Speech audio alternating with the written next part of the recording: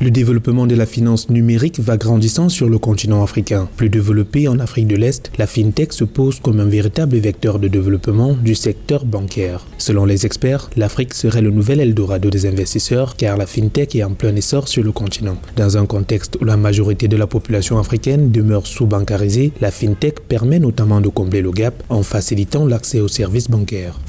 En Afrique, on sait qu'il y a un certain nombre de problématiques par rapport à l'accès à la finance.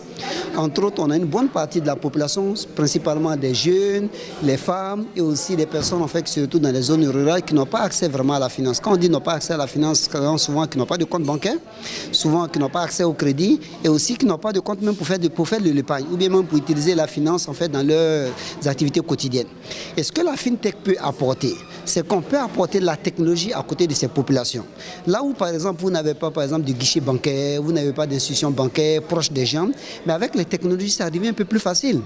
La floraison des PME en Afrique rencontre comme obstacle majeur l'accès au financement. Le crédit bancaire ne représente que 10% du financement total des micro-entreprises et des PME en Afrique francophone. Selon l'Union africaine, les fintechs permettent de répondre aux attentes des PME et constituent de nouveaux vecteurs facilitateurs de financement en Afrique.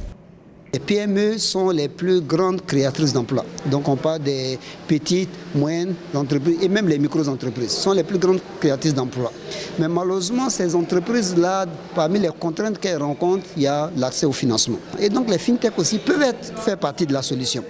Entre autres, par le fait que maintenant on a des solutions par exemple là de financement qui viennent qu'on appelle les peer-to-peer lending, ou bien vous avez en fait entendu parler des crowdfunding où directement ceux qui veulent prêter des fonds et ceux qui veulent emprunter, les technologies permettent de les mettre directement en confrontation.